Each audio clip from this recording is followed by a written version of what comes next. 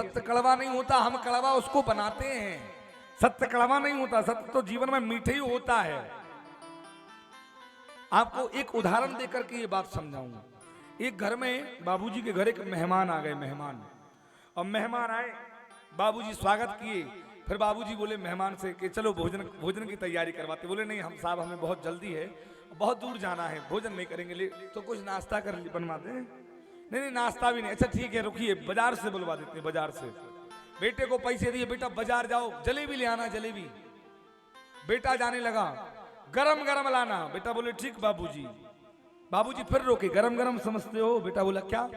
कढ़ाई से निकले ना वैसे ही ले आना, गरम गरम कढ़ाई वाली। ठीक। बेटा पहुंचा दुकान। उसी समय दुकान में बढ़िया जलेबी बन रही थी हूँ। और जलेबी बनने के बाद में अच्छी खरी सेकने के बाद में दुकानदार ने चिमटे से पकड़ के जैसे ही उठा के चाशनी की तरफ ले जाने लगा। बेटे ने रोक दिया, रोक दो, हमारे बाबूजी कहे थे कढ़ाई से निकलने के बाद में ही लेकर के तुरंत आ जाना, ठंडी कर दोगे, पैक कर दो। बताइए जब तक वो जलेबी चाशनी में डूबेगी नहीं, जब तक मीठी होगी नहीं होगी। मेरा मतलब यह है कि जलेबी तो खरी सिकी, इसमें कोई दो मत की बात नहीं।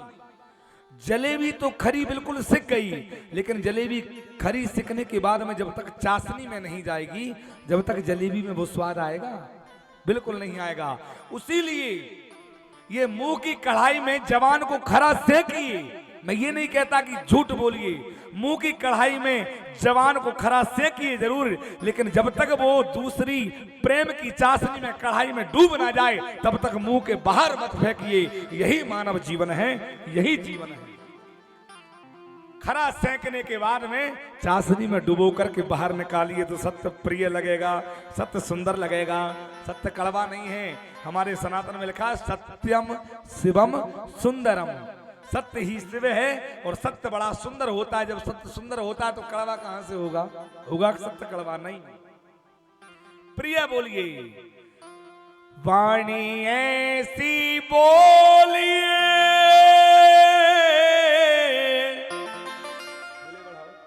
कैसी वाणी ऐसी बोलिए,